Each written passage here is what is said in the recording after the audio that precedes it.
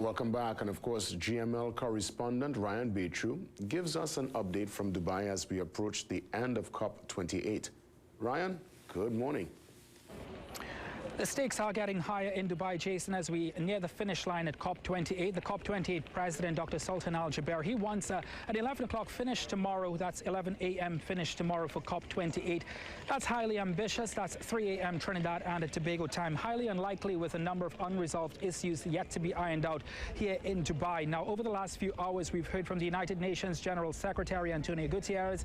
We've also heard from Simon Steele, who is head of United Nations Climate Change. I'll start with Simon Steele, who called out tactical blockades and strategic landmines as the talks enter its last stages. He said, "We do not have a moment to lose in this crucial home stretch." He went on to say, strategic landmines that blow it up for one, blow it up for all. That's what I said. The statements and the rhetoric is ramping up here at COP28. COP28 President Dr. Al Jaber was scheduled to speak to the media at 9:15 this morning Dubai time. That didn't happen. They said that it was postponed. He ultimately never showed up. Now, a few hours later, the United Nations Secretary General Antonio Guterres did hold a media stakeout, and even his statements were also very solid. He has called for an end to the fossil fuel age, for world leaders to come to a common agreement of ending the fossil fuel age and ultimately ushering an era of renewable energy. But he also called for what he termed delivering climate justice.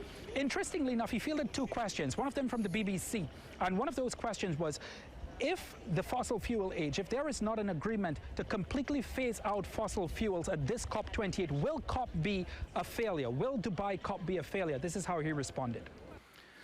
Well, the COP covers many aspects, and it depends on the global balance. But a central aspect, in my opinion, of the success of the COP would be for the COP to reach a consensus on the need to phase out fossil fuels in line with a time framework that is in line with the 1.5 degree limit.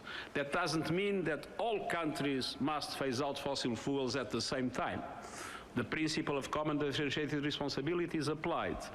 But it means that globally, the phase-out of fossil fuels need to be compatible with the net zero in 2050 and with the limit of 1.5 degrees in temperature rise.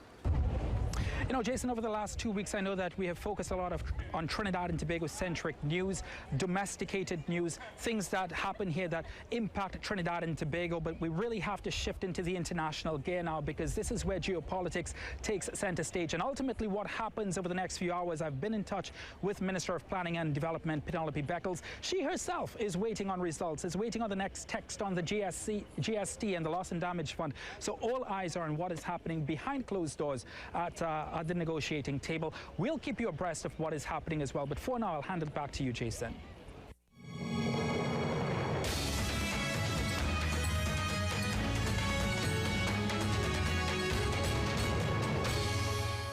Hey, thank you so much, Ryan, as always, giving us the latest out there in Dubai from COP28.